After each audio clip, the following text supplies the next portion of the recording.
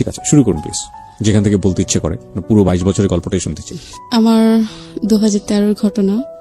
আমি তখন স্কুল 4-এ পড়ি। ক্লাস 4-এ পড়ে? জি, ক্লাস আচ্ছা। 4-এ পড়ি। বাবা কি করতো আপনার? বাবা কিছু করতো না, দোকান ভাড়া পেতো, ওখান থেকেই সংসার চলতো। আচ্ছা আচ্ছা। কয় ভাই বোন আপনারা? আমরা তিন ভাই 3 বোন। 3 ভাই 3 বোন। ওকে। আমার বাবা 2টা বিয়ে করছে। আমরা ছোট সংসারে। ওকে, বল। আর ভাইগুলো সব বড় সংসার। ওকে। খুব চঞ্চল ছিলাম আমি, এর জন্য আমার লেখাপড়াটা হয়নি। এখন লেখাপড়া হয়নি, পরে বাসায় ছিলাম প্রায় অনেক দিন। আচ্ছা। পরে একটা বিয়ের কথা আসলো। ক্লাস 4-এ থাকতেই? হ্যাঁ, ক্লাস 4 থাকতে। তখন তো বাদ দিয়ে দিয়েছি পড়াশোনা। আচ্ছা। বিয়ের কথা আসলো, ছেলে একটু প্রতিবন্ধী, পায়ের সমস্যা আছে। পরে বাবা মেনে নিল, বিয়ের ডেটও ঠিক হয়েছে, কোরবানি ঈদের পরে, মানে একটু লং টাইম ডেটটা দিয়ে ফেলছে। পরে দেওয়ার পরে আরেক জায়গা থেকে বিয়ের কথা আসলো, বাবা আরেকজনকে আরেক জায়গায় একটা মেয়ে দেখাতে নিয়ে যাবে। পরে বাবা চিন্তা করলো ওই জায়গায় মেয়ে না দেখে আমার মেয়েটা আসছে। ছেলে আবার সিঙ্গাপুরে থাকে, ভালো, তার ফ্যামিলি একটু ছোট ধরনের, সে একটু সিঙ্গাপুরে থাকে, ভালো টাকা ইনকাম করে। এখন তার সাথে আমার কথা বলে দিল। কথা বলো না আগে যে লোকের সাথে আমার বিয়ের কথা ছিল, আমার বাবা একটু চালাকি করে আমার ভাবিদের ধারায় ওনাকে বাদ দিয়ে দিয়েছে। আমার এঙ্গেজমেন্টের কথাও ছিল, আচ্ছা, তাকে বাদ দিয়ে দিয়েছে। তারপর যাই হোক উনি চলে গেছে। খুবই কান্নাকাটি করছে, আমাকে বিয়ে করবি, এই প্রতিবন্ধী ছেলেটা? হ্যাঁ, আমাকে বিয়ে করবি। আচ্ছা। তাদের অবস্থা অনেক ভালো ছিল। আচ্ছা। এখন বাবার তো রাগ, সে ওই ছেলেকে দিয়ে বিয়ে দিবে। প্রতিবন্ধী ছেলেকে দিয়ে? না, সিঙ্গাপুরে যে ছেলেটা থাকে সে ছেলেটা। আচ্ছা। ওই ছেলেটা দিয়ে বিয়ে দিবে। এখন ছেলেটা সবকিছু ঠিকঠাক করলো, আবার মা আবার বাবার সাথে রাগ করে চলে গেছে। মা কথা বলতো, ঠিক হয়েছে, ভালো ফ্যামিলি যদি হয়ে থাকে তাহলে বিয়ে দেখ, কোনো সমস্যা নেই। বিয়ে হলো, হওয়ার পরে আমার বিয়ের 18 দিনের মাথায় উনি সিঙ্গাপুরে চলে যায়। আচ্ছা। এই 18 দিনে ভালো মতো ওনার সাথে মেলামেশা হয় নাই। চলে যাওয়ার পরে আমি তখন আসলে অনেক কিছুই বুঝতাম না। আপনার বয়স কত তখন যখন আপনার বিয়ে হয়েছে? তখন 13 থেকে 14 বছর বয়সে? হ্যাঁ, এরকমই হবে। ওকে। চলে গেছে উনি চলে যাওয়ার পরে ভালোই ওনার ফ্যামিলির সাথে আমার ভালোই, আসলে প্রথম একটা মেয়ে অনেক ঘরে গেলে অনেক কিছুই মেন্ডেল করে চলতে হয়। আসলে তখন আমি এত কিছু বুঝতাম না, তখন একটু মজার ভিতরে ছিলাম, একটু আনন্দের ভিতরে ছিলাম, কথাবার্তা চলতেছে, ছেলে তো সিঙ্গাপুরের, ভালোই হবে, একটু বাবার বাড়িতে আসা যাওয়া। পরে উনি আবার আসলো, ওনার সাথে আমার ফোনে কথাই হতো, ভিডিও কলে কথাই হতো। পরে উনি আবার আসছে, আবার গেছে, এরকম 2বার করে উনি 2 থেকে 3 মাসের টাইম নিয়ে আসতো। আচ্ছা। ফার্স্ট হাজবেন্ডের সঙ্গে বয়সের ডিফারেন্স কত ছিল আপনার? ওনার বয়স 30, আপনার তখন 14, মানে আপনার ডাবলেরও বেশি। হ্যাঁ। ওকে। উনি একটু কালো ছিল। ওকে। আমি তো তখন ছোট ছিলাম, তো আমি ভালোই সুন্দর ছিলাম। আসলে আমি বললাম না, আমি এত কিছু বুঝতামও না, কি করলে কি হবে, কি বললে কি হবে, না, খুব স্বাভাবিক, এত কিছু বুঝতাম না। আর আমাদের ফ্যামিলিতে এরকম একটা জিনিস, আমাকে অনেক কিছুই বুঝতাম না। আমার ফ্যামিলি থেকে আমাকে অনেক কিছু বলে নাই, ভয় পেলে কি হবে, কেউ একটা কথা বলে কি উত্তর দিতে হবে, এগুলো আমাকে কখনো শেখায় না। জ্ঞানের প্রয়োজন সেগুলো কখনোই না। মা কখনো বলে নাই এই ওদিকে যাবা না তুমি। নিজের এনজয় মতো সবকিছুই করতাম, এদিকে যেতাম, ওদিকে যেতাম, সবকিছু করতাম। উনি আসার পরে ভালোই সংসার করার পরে উনি আবার চলে গেছে। চলে যাওয়ার পরে একটা মেয়ে আসছে সিঙ্গাপুর থেকে। মেয়েটা ভালোই বয়স হবে, কত হবে 18, 19, 20 বয়স হবে। উনি আসার পরে আমাদের বাসায় আমার নাম জিজ্ঞেস করতেছে, আমি কে আসে বিষয়। পরে আমার শাশুড়ি বললো ও তো সোহেলের ওয়াইফ। পরে বলতেছে ও সোহেলের ওয়াইফ। এ নিয়ে একটু মানে ওনার দিয়ে দেখলাম উনি একটু মন খারাপ করছে। পরে জিজ্ঞেস করলাম কে আপনি? মা বলতেছে আমাদের বাসায় ছিল মেয়েটা, আগে ছিল, আমরা অনেক যত্ন করছি, মেয়েটার কেউ ছিল না, আমাদের বাসায় ছিল, আমাকে ফুপি বলে ডাকে।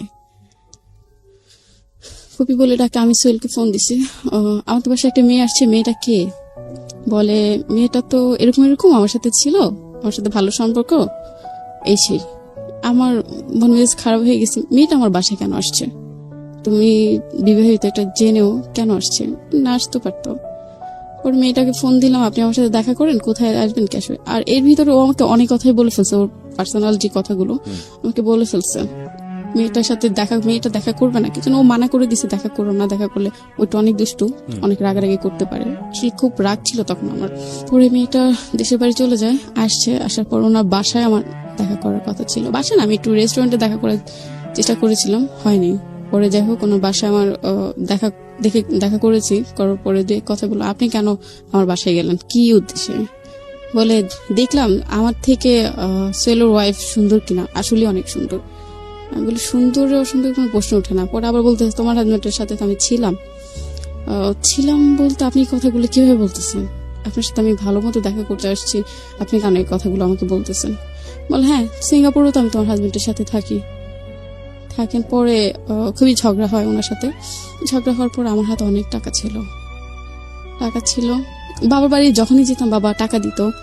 হাজবেন্ডের কাছে কখনোই টাকা পেতাম না বলতে সে তো বাহিরে থাকতো, আর বাহিরে থেকে কখনোই টাকা পাঠাতেন। একবার পাঠিয়েছে উনি টাকা, 5,000 না কত জানি। বাবা এই সবকিছু আমাকে দেখাশোনা করতো, টাকা দিত, কাপড় চোপড় কিনে দিত। পরে ওই টাকা দিয়ে আমি অনেকগুলো ঘুমের ট্যাবলেট খেয়ে ফেলি। কয় পাতা হবে, 5-6 পাতা হবে। আমি বাসায় আসছি, আসার পরে আমার যে হাজবেন্ড তার মামতো ভাই বলে দিচ্ছে, ভাবি তো ওই বাসায় গেছিল, ওই মেয়েটার সাথে ঝগড়া করছে। তারপর আমরা ওনাকে বাসায় পাঠাইয়া দিচ্ছি। এই কথাটা আমার শ্বশুর আর শাশুড়িকে এসে বলছে। ঘরে আবার ছোট ভাইয়ের বউ ছিল, ওনাকেও এসে বলছে। বলার পর ওই যে আমি যে ঘুমের ট্যাবলেট নিয়ে আসছি, আমি খাবো, আমার নিয়ত খারাপ, কেন আমি এগুলো শুনবো? আমি তো একটা বিয়ে করছি, আমি কেন এগুলো শুনবো? আর আমি তো প্রেম করে বিয়ে করিনি, আমার বাবা আমাকে দিচ্ছে। পরে রাত্রে অল্প কটা ভাত খেয়ে আমি আর আমার শাশুড়ির সাথে কেউ সাথে কথা বলি নাই। অল্প একটু ভাত খেয়ে ঘরে চলে গেছে। আর আমাদের ওই ঘরটা ছিল কি টিনের ঘর। আমার বাবার বাড়ির অবস্থা ভালো, তাদের বাসায় এসে আমি ঘুমাইতেও পারতাম না, কিছু না। টিনের ঘর, একটু দরজাটা ধাক্কা দিলে খুলে যেত, এরকম অবস্থা ছিল। পরে অনেকগুলো ঘুমের ট্যাবলেট খেয়ে ফেলি সেদিন রাত্রে আমার মনে আছে, এখনো মনে আছে, আমি রাত্রে অনেকবার বমি করছি। আচ্ছা। ওনাদের কলপারে যে বমি যখন করছি, তখন যে ট্যাবলেট গুলো খাইছে অনেকগুলো বের হয়ে গেছে। পরে সকালবেলা এগুলো আমার ছোট ভাইয়ের বউ বুঝতে পারছে আমি এগুলো করছি, উনি আবার ওগুলো পরিষ্কার করে ফেলছে। আর ওখানে কি বলে, ঘনবসতি যেরকম মানুষ থাকে না, ওরকম মানুষ থাকে। এখন এক কথা শুনলে তো আরেক কথা হবেই, এটা স্বাভাবিক। একজনে বলে আমি নেশা করছি, আরেকজনে বলে এটা করছি সেটা করছি। পরে আমার মাকে ফোন দেয়, সকাল আর উঠি না, উঠবো কিভাবে, অনেকগুলো ঘুমের ট্যাবলেট খেয়ে ফেলছি। আমার মাকে ফোন দেয়, মা এসে দেখে এই অবস্থা। মা আবার আমার বড় মাও আসে, এসে দুজনে এসে আমাকে নিয়ে যাওয়ার পরে হাসপাতালে নিয়ে যায়। আমার বাবা তখন শেরপুর ছিল, নানু বাড়িতে। পরে নিয়ে যায় হাসপাতালে, ভর্তি ছিলাম প্রায় 2 দিন। ওখান থেকে নিয়ে এসে আমাকে নানু বাড়িতে নিয়ে যায় শেরপুর বাবা। উনি আমার এই কথাগুলো শুনে উনি সিঙ্গাপুর থেকে চলে আসছে, এসে ডাইরেক্ট ওনার মার কাছেও মনে হয় যায় নাই, গেছে কিনা আমি জানি না। উনি ডাইরেক্ট এয়ারপোর্টে নিয়ে মনে হয় বাসে উঠে শেরপুর চলে গেছে আমার কাছে, আমাকে দেখবে। তখন আমার সেন্স এতটাই ছিল না, তখন আমি শেরপুর অঞ্চলে তো গ্রাম অঞ্চল, প্যান্ট শার্ট পরলে খুবই মাইন্ডে নেয় সবাই। এখন আমি সবগুলো কাপড় ছিঁড়ে ফেলছি, যে অসুস্থ ছিলাম তখন সেন্স ছিল না, তখন সবগুলো কাপড় ছিঁড়ে ফেলছে। আমাকে আবার প্যান্ট শার্ট পরা আমি খুবই পছন্দ করতাম, এখনো অনেক পছন্দ করি, দেখলে আমার খুবই আফসোস লাগে। তখন প্যান্ট শার্ট অনেকগুলো নিছি ব্যাগে করে, নেওয়ার পরে ওগুলো পরছি। আমার হাজবেন্ড একদমই পছন্দ করে নাই, বাবা ওই জিনিসটা মেনে নেয় নাই। পরে আমাকে গায়ে হাত দিল, কেন এটা পরছো, তুমি অন্য কিছু পরো। পরে প্যান্ট শার্টই পরছি, অন্য একটা নিছি। পরে উনি আসার পরে অনেক কথাবার্তা বলে উনি আমাকে নিয়ে গেছে। নিয়ে যাওয়ার পরে পরবর্তীতে শুনতে পারে উনি আবার একটা বিয়ে করছে আমার আগে। ও কিভাবে জানতে পারেন এটা? ওই যে বললাম না, ওনাদের বাসাটা এরকম একটা বাসা, ঘনবসতি। আচ্ছা। একজন একটা কথা বললে আরেকজনের মানে কান চলে যায়। যেমন আমি ঘুমে ট্যাবলেট খাইছি আর ওনারা বলতেছে আমি নেশা করছি, ইয়াবা খাইছি, এটা খাইছি, সেটা খাইছি, এর জন্য এই অবস্থা। আমি কখনোই নেশা করি নাই, কখনোই না। শুনতে পারি ওনার একজন ওয়াইফ ছিল, ওনারা চালাকি করে ওনাকে বাদ দিচ্ছেন, অনেক বছর আগের কথা। পরে সোহেলকে জিজ্ঞেস করলাম এটা কেন করছো, আমাকে বলতে পারতো, আমার ফ্যামিলিকে বলতে পারতো তোমার ওয়াইফ আছে, বিয়ে করছিল, বা আগে একটা বিয়ে করেছিল সে, হ্যাঁ, সেটা বলে আমাকে নিতে পারতো, বা আমাকে আমার ফ্যামিলিকে জানাতে পারতো। পরে আমার ফ্যামিলিকে এসে বললাম, বাবা এই ঘটনা, আপনারা কিভাবে দিলেন এটা, কিভাবে সম্ভব? বাবা আর কিছু বললেন। আর বাবা খুবই রাগী ছিল, আমাদের বাসায় বাবাকে অনেক ভয় পেত সবাই। পরে ওনার সাথে ওই যে মেয়েটারে যে আমি গায়ে হাত দিছি, এই মেয়েটার যে সোহেলকে উল্টাপাল্টা কথা বলছে, বলে এরপরের থেকে সোহেল আমার সাথে আর যোগাযোগ করে না, কথা বলে না। আমি একটু চকলেট, একটু আইসক্রিম খেতে খুবই পছন্দ করতাম, হিসাব ছাড়া। উনি কি করতো, অন্য মেয়েদের, বাংলাদেশে অন্যান্য মেয়েদের তার সাথে খুব ভালো রিলেশন ছিল, সেই মেয়েদের ভিসা পাঠাইতো সিঙ্গাপুরে যাওয়ার জন্য, চকলেট পাঠাইতো, চকলেট পাঠায় ছবি তুলতো, মেয়েটা চকলেট খেত আর ছবি পাঠাইতো আমার কাছে। আমাকে খুবই বাজে ভাবে গালিগালাজ করতো, তুই এটা, তুই সেটা। মানে ওই মেয়েটার সাথে ঝামেলা করার পর থেকে আমার লাইফে শুরু হলো, তুই এটা, তুই সেটা। বিশ্বাস করবেন না, আমার আগের মোবাইলটা যদি থাকতো, যদি মেসেজ গুলো দেখতেন, আপনি নিজেই কান্না করতেন। এগুলো আপনার হাজবেন্ড আপনাকে বলে বলে পাঠাতো? হ্যাঁ, আমার খুবই কষ্ট লাগতো। ওনার মা একদিন আমার গায়ে হাত দিল এসব কারণেই। ওনার ভাইও একটা, ওনার ভাই বিবাহিত, ওনার একটা বেবি আছে। ওনার ভাই বাসা আবার কেউ ছিল না, ওনার মাও ছিল না, আমি আবার একা বাসায়। পরে ওনার ভাই সুযোগে সদ্ব্যবহার করছে।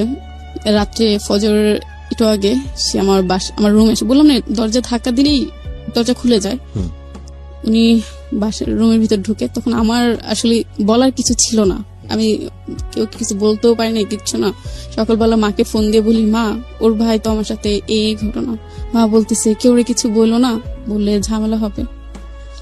বিশ্বাস করবেন না, আমার মাথা পায়ের থেকে মনে হয় মাটি ছিল না। ওনার ওয়াইফ দেশের বাড়িতে যায়। কার ভাই? ওর আমার হাজবেন্ডের ছোট ভাই, আপনার দেবরের ভাই। দেবরের ওয়াইফ ইয়েতে যায়, গ্রামের বাড়িতে যায়। এখন আমার শাশুড়িও বাসায় ছিল না, উনি ভোর সকাল আগে চলে গেছে। উনি আবার জব করে, সরকারি জব করে। উনি আবার ভোর সকাল আগে চলে গেছে।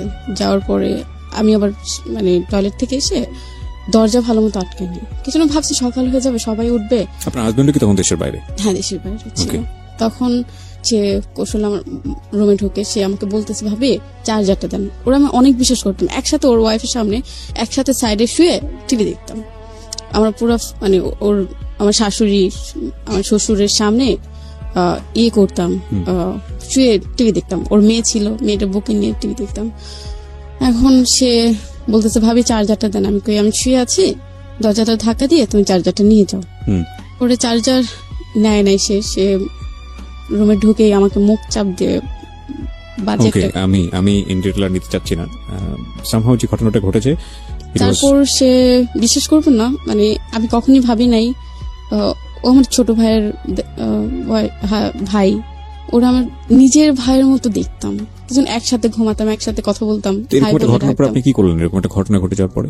তখন মাকে বললাম, মা এই ঘটনা, সে তো আমার সাথে এটা করছে। মা বলতেছে কেউ বলার দরকার নাই, বললে তোমার সংসার টিকবে না।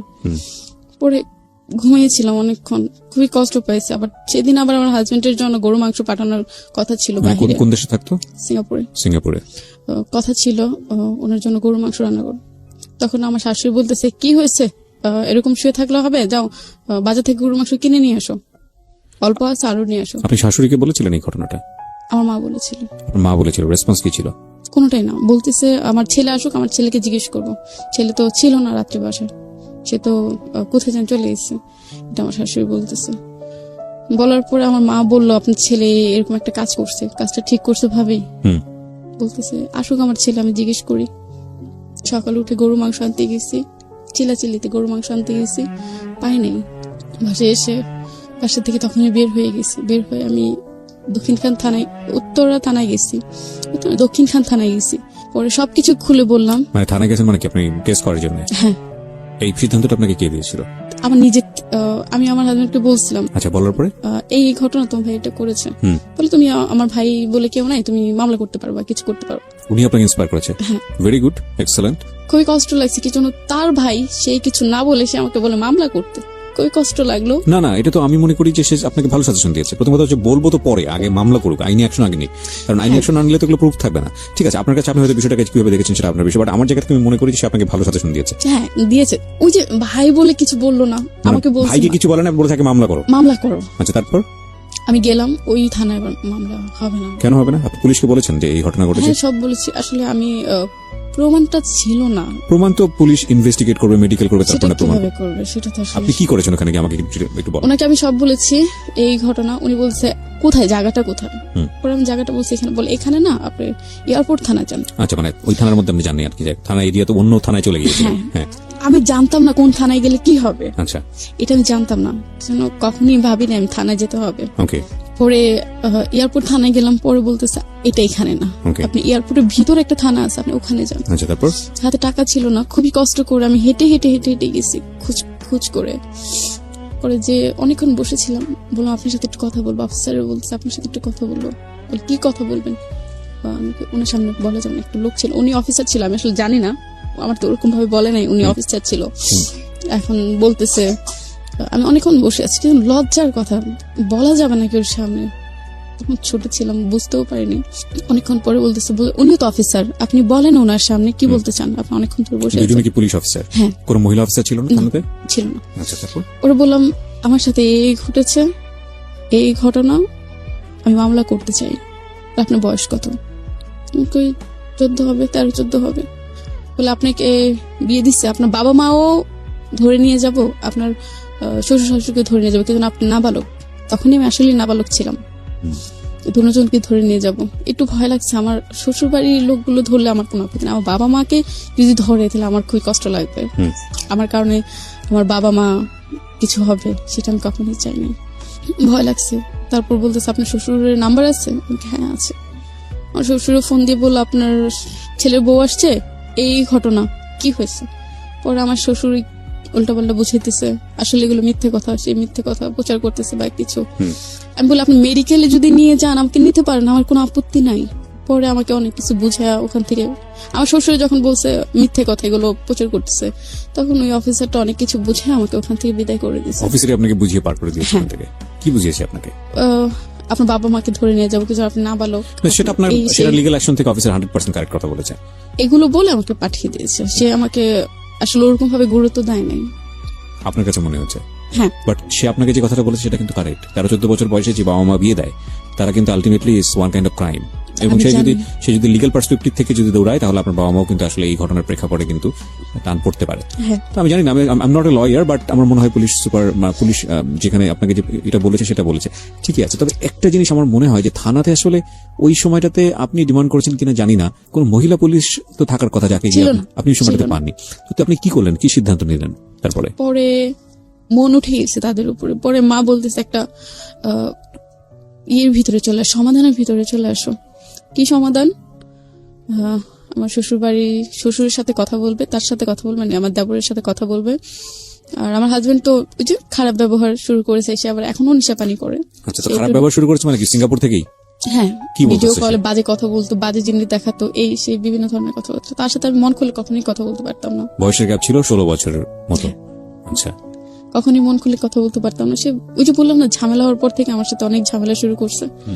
পরে মা ওনার বাসায় আসলো, আসার পরে আমার শ্বশুরে আমার কথা না শুনে আশেপাশে মানুষ নিয়ে আসছে, একটা মহিলা নিয়ে আসছে, এনে বলতেছে উনি সাক্ষী, কি হয়েছে না হয়েছে কিছুই হয় নাই, আপনার মেয়ের এমনি বাজে কিছু প্রচার করতেছে, বাজে কিছু প্রচার করতেছে।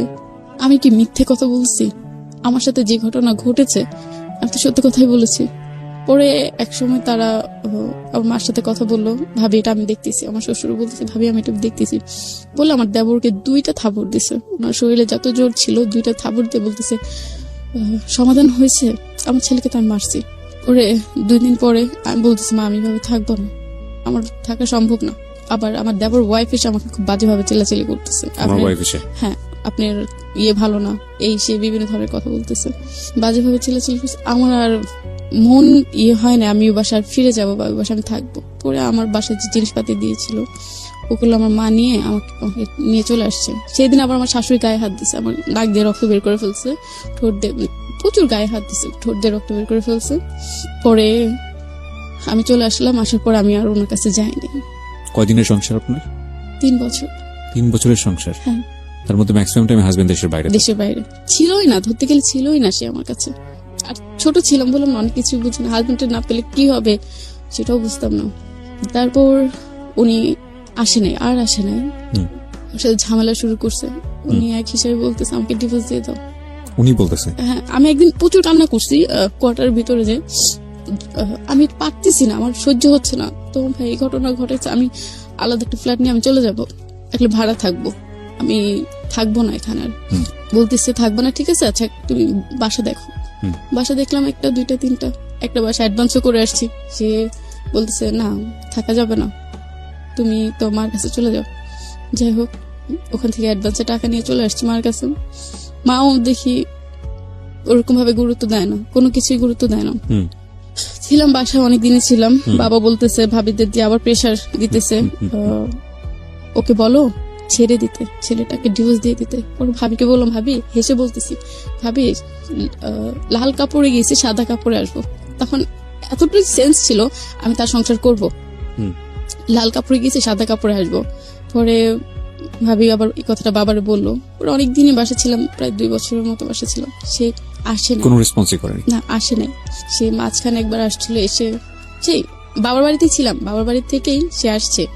আসার পরে প্রায় 1 মাসের মতো ওনার সাথে ছিলাম। আমি বললাম রাগ করে আমি বাবার বাড়ি থেকে চলে গেছি, আমার হাজবেন্ড আসছে, আমি কেন যাব না, আমার বাবা যেতে দিবে না। তারপর আমার রুম থেকে আরেকটা রুমের আরেকটা গ্যারেজে যাওয়ার জায়গা ছিল। আমার ভাবি কি করছে, পিছন দিয়ে তালাটা খুলে দিছে, তুমি তোমার হাজবেন্ডের কাছে যাও। সে আবার যখন এয়ারপোর্টে নামে, তখন আমি সেজে আমি আবার ওনাকে রিসিভ করতে গেছি। তখন উনি যখন আমার বাসায় আসতাম, বাবা অনেক রাগারাগি করে ওনার সাথে, আমার মেয়ে দিব না।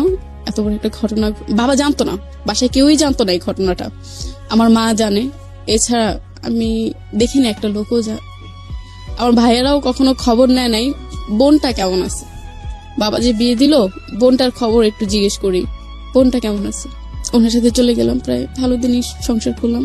উনি আবার চলে যাবে, উনি বলতেছে তুমি তোমার বাবা বাড়িতে চলে যাও, আর থাকা দরকার নেই, থাকলে ঝামেলা হয়।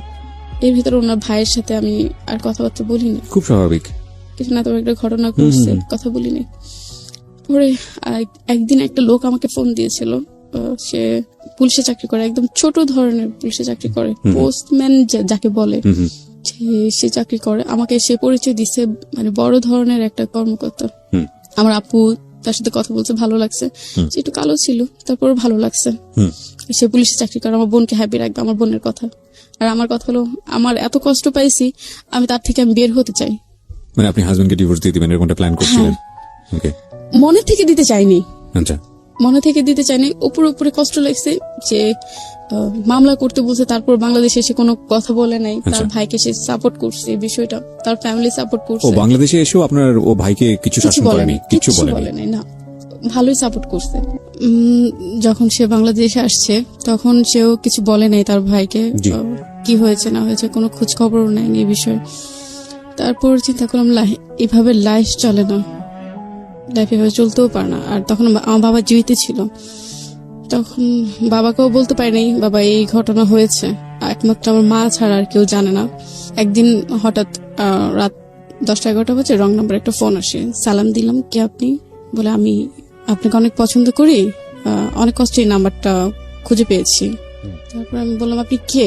আমি বিবাহিত, আপনি জানেন? বলে হ্যাঁ আমি জানি আপনি বিবাহিত, তারপর আপনাকে পছন্দ করি। তারপর আস্তে আস্তে তার সাথে কথা বললাম, ভালো লাগা। পর একদিন বললাম, আপনি দেখা করতে আসেন, আপনাকে আমি দেখবো, কে আপনি? মানে কথা বলতেন আমার সঙ্গে, টাইম পাস করতেন? হ্যাঁ। আপনার হাজবেন্ড তখন দেশের বাইরে ছিল। তারপর আসলো, দেখলাম লোকটা অনেক কালো হলে কি হবে, ভালোই কথাবার্তা ভালো। আপনাকে জিজ্ঞেস করলেন না নাম্বারটা কিভাবে পেয়েছেন? হ্যাঁ, জিজ্ঞেস করেছিলাম, সে আমাকে বলেনি, কখনোই বলেনি। আচ্ছা, আমার যেটা ধারণা, আমার বাসার সামনে ফ্যাক্সিলিটির দোকান আছে, ওখান থেকে নিয়েছে। আচ্ছা। তারপর ওনার সাথে কথা বললাম, এক পর্যায়ে উনি জিজ্ঞেস করলাম, আপনি বিবাহিত কিনা? এক পর্যায়ে বললেন আমি বিবাহিত না। তাহলে বিবাহিত না, তাহলে ভালোই হবে। আমাকে বললাম, মা আসলে আমি ওর সংসার করবো না, আমি একটু অন্যদিকে চলে যেতে চাচ্ছি। পরে বলে ছেলেকে, এগুলো সে বুঝতে পারছে, সে তো মা। পরে মাকে দেখালাম, উনি পরে বললো উনি তো কালো হয়েছে কি, ওর মন তো অনেক ভালো। ওরা মা আসলে ওরকম ভাবে গুরুত্ব দেয় না এটা। ওরা একদিন আমি ওনার সাথে চলে গেছি। চলে গেছেন বলতে? ভেগে চলে গেছি, মানে সিদ্ধান্ত নিলেন যে ঠিক আছে আমি চলে যাব। উনি আমাকে অনেক প্রেসার দিতে, চলে আসো। তখন আমি ওনার সম্পর্কে কতটুকু জানতেন ভেগে যাওয়ার আগে? একদমই জানতাম না। একটা মানুষের সঙ্গে আপনি ভেগে যাবেন তার সম্পর্কে বিশ্বাস ছিল আসলে ভেগে যাওয়ার আগে ওর উনি বাড়ি আমাকে- কোথায়, ও কি করে, না কোনোটাই না না জেনে শুনেই? না জেনে শুনি সে আমাকে বিশ্বাস দিয়েছিল এটা বলে আল্লাহর কসম নবীজির কসম আমি বিয়ে করিনি, আমি অবিবাহিত, আমি তোমাকে বিয়ে করতে চাই। কি করে ছেলেটা, কিছু জেনেছিলেন? হ্যাঁ উনি পুলিশে চাকরি করে বলেছিল পুলিশ চাকরি? চিঠি, হ্যাঁ উনি এটাই করতো, চিঠি অদল বদল করতো, এখান থেকে ওখানে চিঠি দিয়ে আসতো। আচ্ছা, এটা কি বলে জানি না, আমি নিজেও জানি না। আচ্ছা যাই তো এইরকম একটা পোস্টে সে ছিল? হ্যাঁ ছিল। হুম। ওই যে আল্লাহর কসম নবীজির কসম মানে সে যখন বলছে তখন আমি এমনি গুলো গেছি, একটা মানুষ মিথ্যা কথা বলতে পারে না আল্লাহ নিয়ে, আর কোরআন শরীফ নিয়ে তো মিথ্যা কথা বলতে পারে না। তারপর এই বিশ্বাসে তার সাথে আমি চলে গেছি। তারপর আমার ফ্যামিলি প্রচুর খুঁজছে, আমাকে পায় নাই। আচ্ছা, চলে কোথায় গেলেন? আমি একটা হোটেলে ছিলাম, আচ্ছা, প্রায় 2-3 দিন ছিলাম। বিশ্বাস করবেন না, যখন আমি গেছি তখন আমার বাবার বাড়ি থেকে কিছু নেইনি, কিছু নেইনি। তারপর সে ভাবছে কি আমি অনেক কিছু নিয়ে আসবো, টাকা নিয়ে আসবো, এটা নিয়ে আসবো, সেটা নিয়ে আসবো। সেটা চিন্তা করছে, ভাবছে এত বড় লোক নিয়ে আসতে পারে, কারণ এক জায়গায় চলে গেলে তো অনেক কিছুই আনতে পারে। আর সে আমার আগের হাজবেন্ড, সে তো বাইরে থাকে, না জানি কত কি আছে। পরে দেখলো আমি কিচ্ছু নেই, একমাত্র গাড়ি ভাড়া ছাড়া আমি আর কোনো টাকা পয়সা কিছু নিইনি। পরে উনি আমাকে অভাব দেখালো, আখি আমার থেকে তো টাকা নাই, এখন কি করব? বলে তেলে দেখো তো মাকে বলে কিছু টাকা আনতে পারো কিনা। আমি আসলে ওরকমই দুর্বল ছিলাম, আর বুঝতে পারিনি ওনার চিন্তা ভাবনা কি। বাসা থেকে মাকে বলতাম মা টাকা দাও, তখন একটু জানছে আমি একটা লোকের সাথে ভেঙে গেছি বা কিছু। মাও প্রচুর রাগারাগি করছে, টাকা দিতে চায়নি, পরে দিচ্ছে, অল্প টাকাই দিচ্ছে। পরে অনেকদিন ছিলাম হোটেলে, থাকার পরে ওর এক বন্ধু বললো এইভাবে তো থাকা সম্ভব না, আর তোমার থেকেও তো টাকা নাই, মানে যে লোকটার সাথে ভেঙে গেছে সেই লোকটার থেকেও টাকা নাই, তাহলে কি করবে, একটা বাসা ভাড়া নাও, আমি টাকা দিব, তোমার সংসার করো।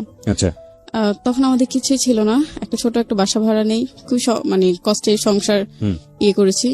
আর তার সাথে আমার ফোনে বিয়ে হয়েছে। জি।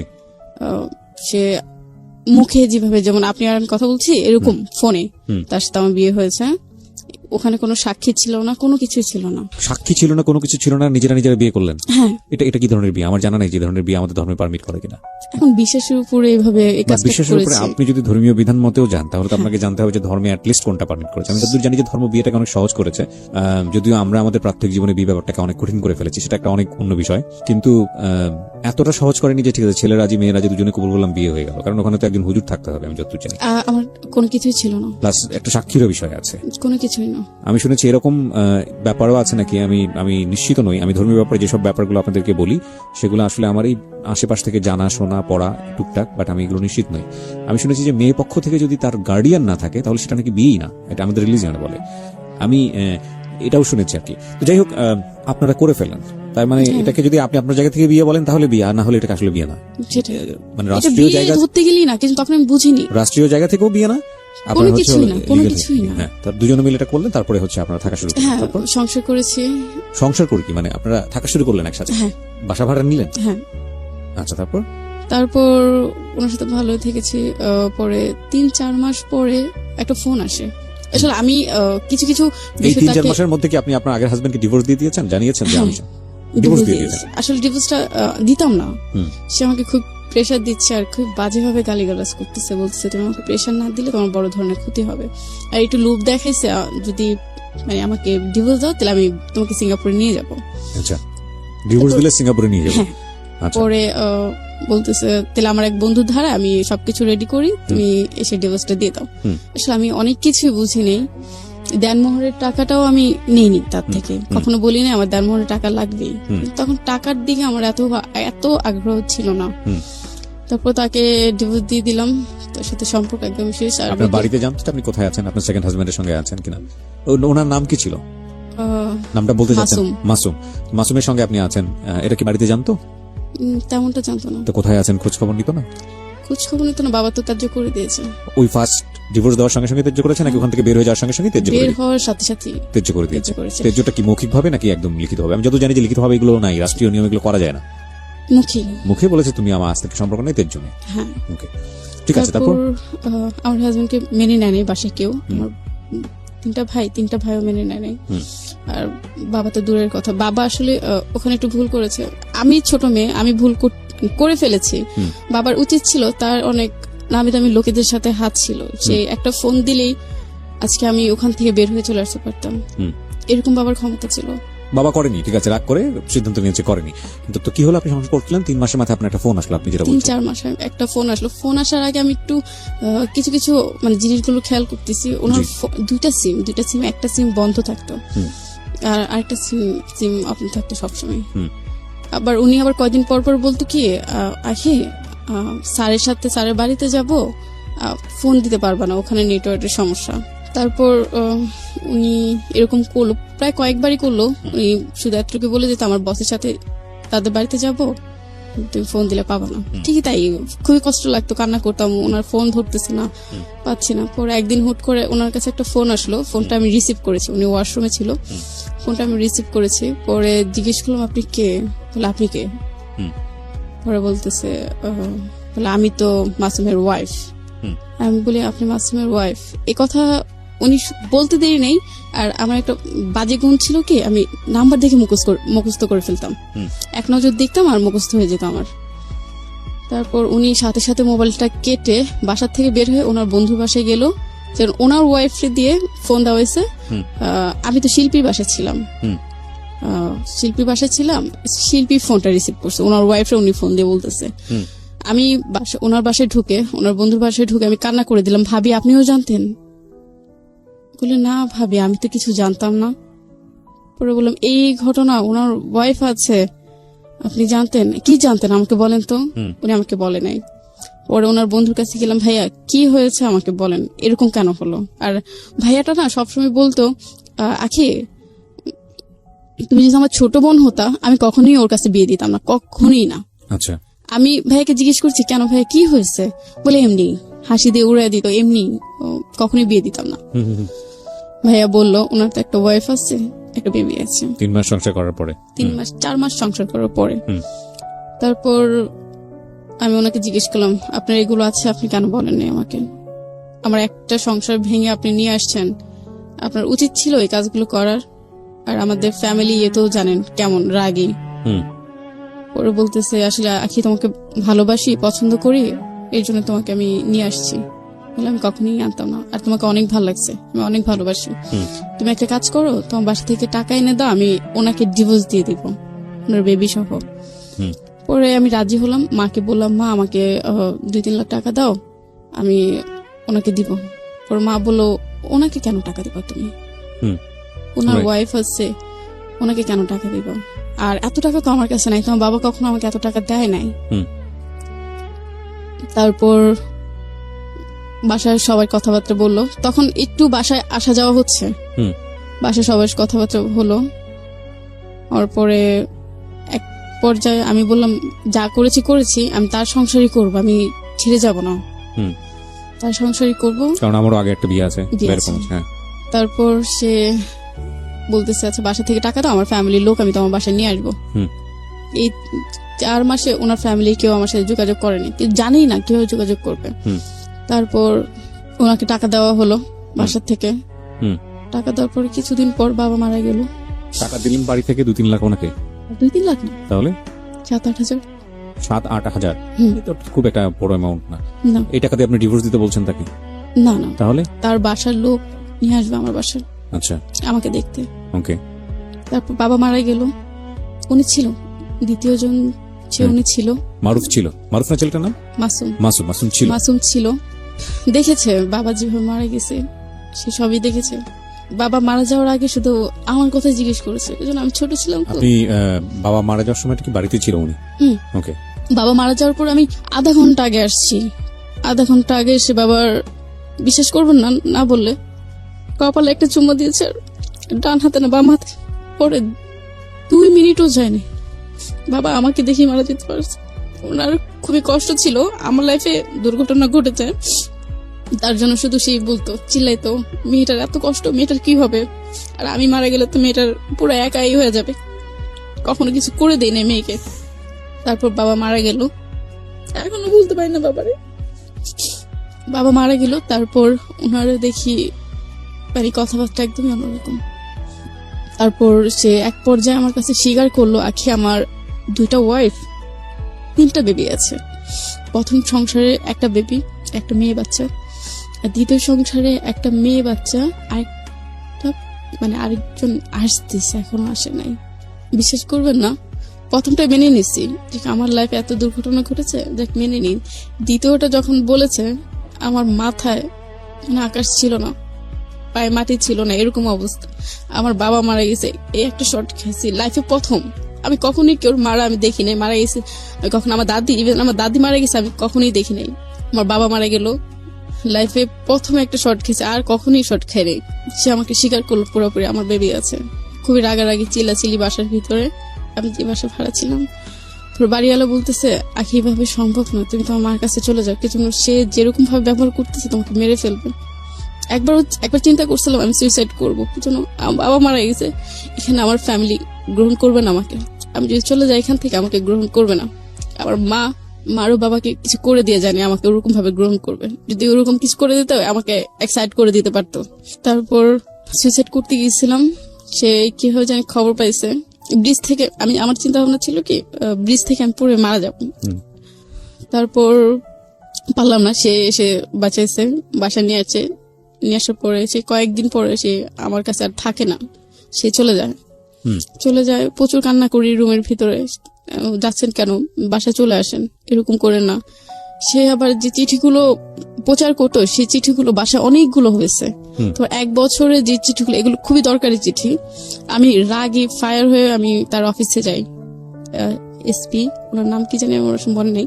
ওনাকে যে আমি বলি সে আগে একটা দুর্ঘটনা ঘটেছে, 2টা বিয়ে করছে, আমাকে বিয়ে করছে সে প্রতারণা করে, আমি তার শাস্তি চাই। যখন আমি কাগজগুলো নিয়ে দিই তারা অবাক, এতগুলো কাগজ তার বাসায় কেন? এগুলো তো সরকারি অনুযায়ী তারা অফিসে রাখতে হয়, এটা বাসায় নেওয়ার কোনো নিয়ম নাই। যে বাসায় নিয়ে গেছে, পরে এই নিয়ে মানে অফিস অনেক চিল্লাচিল্লি হলো। পরে অফিসার বললো আপনারা বিয়ে করে ফেলেন। আমরা আবার বলিনি আমরা ফোনে বিয়ে করছি, বলে আপনি বিয়ে করে ফেলেন। বিয়ে করার টাকাই তার কাছে ছিল না, সে আমাকে শুধু ডেট দিত, আমি আজকে বিয়ে করবো কালকে বিয়ে করবো। মানে কি 3-4 মাস আপনারা এভাবে থাকলেন, লিভ টুগেদার বলে যেটাকে ইংরেজিতে, এটা বাংলা কি আমার জানা নেই, থাকলেন। এবং তারপরে যেটা হলো যে অফিস থেকে বললো যে আপনারা বিয়ে করে ফেলেন, এই দুটো বউ থাকার পরেও হ্যাঁ কোন ধরনের লিগ্যাল অ্যাকশনের কথা বললো না? ওকে, তারপর আমি তাকে এতবার করে বুঝলাম, আমার সাথে এত বড় প্রতারণা করলো, আর এই চিঠিগুলো তার সে সরায় ফেললো, তার জন্য কোন একটা ব্যবস্থা নেন, তারা সেটা নেয়নি। সে বিয়ে করতে বলল, মানে অফিসার বিয়ে করতে বললো।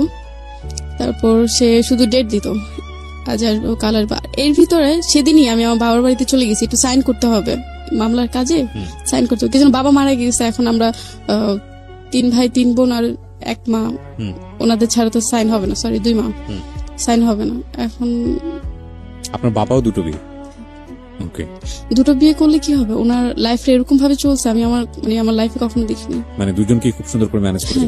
ওকে, আমি আমার বাসায় যাই, এর ভিতরে আমার ফোন আসে, বাড়িওয়ালা ফোন দিয়েছে, বলতেছে আখি বাসা থেকে সবকিছু নিয়ে মাসুম চলে গেছে।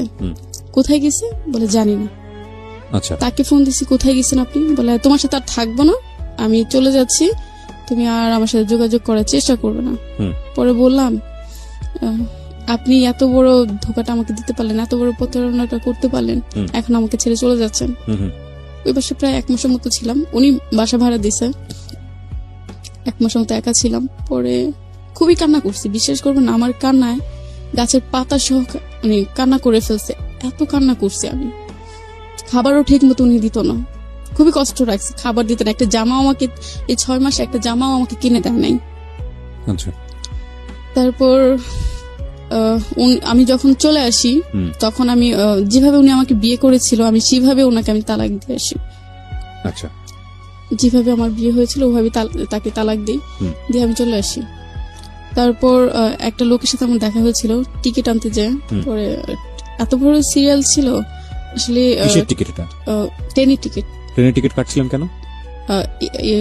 উত্তরায় আসবার জন্য, কমলাপুর থেকে উত্তরায় আসবেন। হ্যাঁ, তারপর উত্তরায় কেন আসবেন? উত্তরা বাবার বাড়ি। উত্তরাতে আপনার বাবার বাড়ি ছিল, কমলাপুরে আপনারা থাকতেন? হ্যাঁ। আচ্ছা, তারপর একটা লোকের সাথে দেখা হলো, কথা হলো। আসলে আমি বলতে চাইনি, সে যখন টিকিট খুঁজছি আমি এত বড় সিরিয়ালে দাঁড়াবো, আমার গাড়ি চলে যাবে, ওই লোকটা সামনে ছিল। পরে বললাম ভাই আমাকে একটা টিকিট এনে দিবেন। পরে উনি টিকিট এনে দিল। পরে জিজ্ঞেস করছে আপু আপনি কোথায় যাবেন? বললাম আমি উত্তরে যাবো। বলছে আমিও তো উত্তরে যাবো, চলেন। যাক, এক দুই কথাতে কথা হয়েছে। উনি আমাকে একটা ভিজিটিং কার্ড দিয়েছে, কোনো বিপদে পড়লে আমাকে ফোন দিন। তারপর ওনার এখান থেকে চলে আসছি, প্রায় অনেক দিনই হয়েছে। তো একটু দুষ্টু মন, তো দুষ্টামি করতে করতে ফোন দিয়ে ফেলেছি। আর উত্তর আমি একটু শপিং করতে যাব, প্রয়োজনীয় জিনিসপাতি কিনবো। তারপর তাকে ফোন দিয়েছি, কেমন আছেন, ভালো আছেন, মানে জিজ্ঞেস করতেছি। পরে বলতেছে আপনি কোথায়? বলি আমি বাবার বাড়িতে আসছি। আবার সে করলাম সবকিছু বলতে দ্বিতীয় জনের কথা জানতো, আমি ওনার সাথে ছিলাম, এইভাবে এই ঘটনা ঘটছে। তারপর উনি ওনার সাথে দেখা হলো, কথা হলো। তারপর উনি এক পর্যায়ে আমাকে বলে ফেললো, আপনি কি আমাকে বিয়ে করবেন? মানে কি প্রথম দেখাতেই এই ধরনের কথাবার্তা? না, প্রায় 1 মাসের মতো মোবাইলে কথা হয়েছে। আর এর ভিতর তো ওনাকে আমি সবকিছুই বলেছি। পরে উনি আমাকে বললো, আপনি কি আমাকে বিয়ে করবেন? পরে বললাম, আমার লাইফে এত ঘটনা ঘটেছে, আপনি কি জানেন? জেনে শুনে তো একটা মেয়ে কিভাবে নেওয়া যাবে না, আপনি তো কিছুই জানেন না। বলে আমি জানি আপনার বিয়ে হয়েছে, এই ঘটনা এসে। বলে না, আমাকে আরেকটা বিয়ে হয়েছিল। পরে বলি কি হয়েছিল আপনি আমাকে বলেন তো। তখন ওনার সাথে আমার সরাসরি কথা হচ্ছে। আপনি আমাকে সাথে দেখা করেন, তারপরে যদি মনে হয় আপনি আমাকে বিয়ে করবেন তাহলে আমি রাজি, আর যদি মনে হয় না আপনি আমাকে বিয়ে করবেন না তাহলে আমি চলে যাব, কোনো সমস্যা নেই। ওনাকে সবকিছু খুলে বললাম। আমার আগে বিয়ে হয়েছিল, বাবা দিয়েছিল, ঝামেলা হয়েছে, এজন্য চলে আসছে। রেপের কথাটা সে জানতো না, তাকে আজও পর্যন্ত আমি তাকে বলিনি। ওকে, এটা হয়েছে আমার সাথে, এটা আমি কখনই বলিনি। তারপর উনি সবকিছু জেনে, আমি তো এগুলো বলেই কান্না করে দিয়েছি। তারপর সে বললো, আখি আমার লাইফও একটা ঘটনা আছে। কি ঘটনা? আমার ওয়াইফ ছিল, ডিভোর্স হয়ে গেছে, একটা বেবি আছে। বেবিটার ছবি দিল, বিশেষ করবে না, বেবিটা আমি বাচ্চাদের আদর করতাম, প্রচুর আদর করতাম, হিসাব ছাড়া। তারপর বেবিটা দেখে আমার ভালো লাগলো, বেবিটা যদি আমাকে দিয়ে দেয় তাহলে আমি আল্লাহর রহমত আমি তাকে পালবো। কোনো মা তার বাচ্চাকে ছাড়তে চায় না, কখনই চাবে না। তারপর ওনার সাথে কথা হলো। পরে এক পর্যায়ে আমি বললাম, আপনি আমার বাসায় প্রস্তাব পাঠান। সে প্রস্তাব না পাঠায়, সে আমার কাকার সাথে না, আমার এক ভাইয়ের সাথে যোগাযোগ করে আমার বাসায় আসলো। আমার ফ্যামিলি রাজি, এই জন্য শুনেছে, সব দুর্ঘটনা ঘটেছে শুনেছে। আর তারও একটা দুর্ঘটনা আছে, সেটা আমার ওই ভাই বলছে আমার ফ্যামিলিকে। বাসা সবাই রাজি। বাসা থেকে তার বাসে গেল। তার বাসা যখন যায় তখন তার মা আমার মাকে বলতেছে, তার তো ওয়াইফ আসছে, কেন আপনি মেয়েকে দিবেন? আসলে ওরকম গুছায় বলতে পারেনি, আমার মাও বুঝে নাই।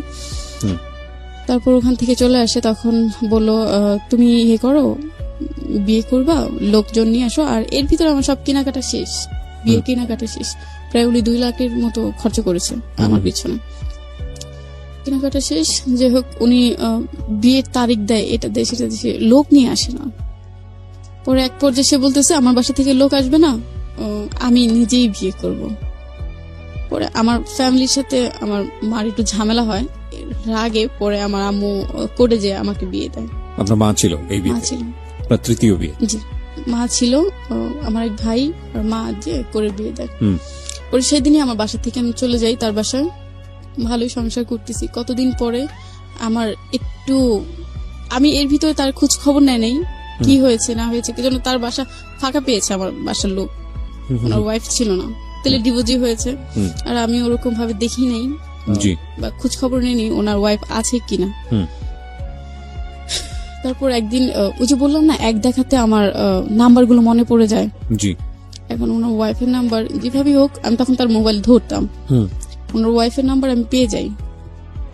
পেয়ে যাওয়ার পরে আমি জিজ্ঞেস করি, আমি আসলে পরিচয়টা দেই না, জিজ্ঞেস করি কে আপনি, কোথায় থাকেন, তার সাথে ডিভোর্স হয়েছে কিনা। সে আবার বুঝে যায়, শিক্ষিত মানুষ তো বুঝে যায় আমি একটা মেয়ে তার সাথে আছি, এরকম বুঝে যায়।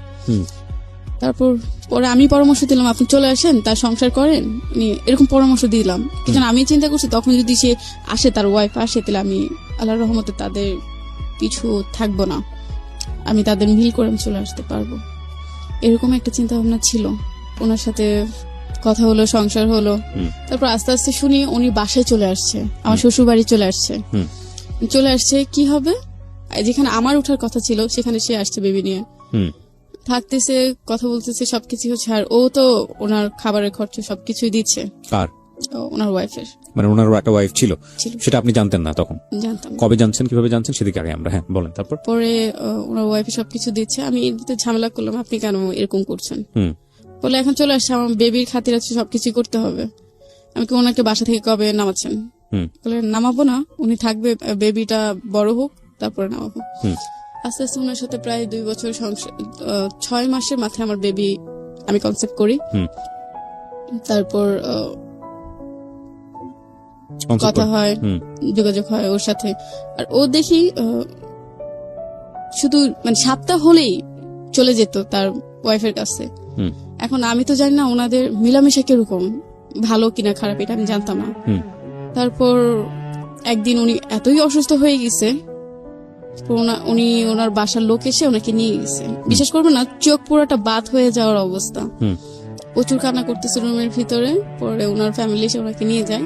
নিয়ে যাওয়ার পর স্বাভাবিক একটা মেয়ে তার হাজবেন্ড চলে গেলে তারপরের দিন তাদের বাসা যাবে, আমি আমার বাচ্চা নিয়ে তারপরের দিন তার বাসায় গেছি। বিশ্বাস করবেন না, যাওয়ার পর অনেক ঝামেলা হয়েছে, অনেক গালিগালাজ। সে বলতেছে আপনি জানেন তার ওয়াইফ, আমি এখনো লিগেল তার ওয়াইফ, আমি আপনার নামে মামলা করতে পারি।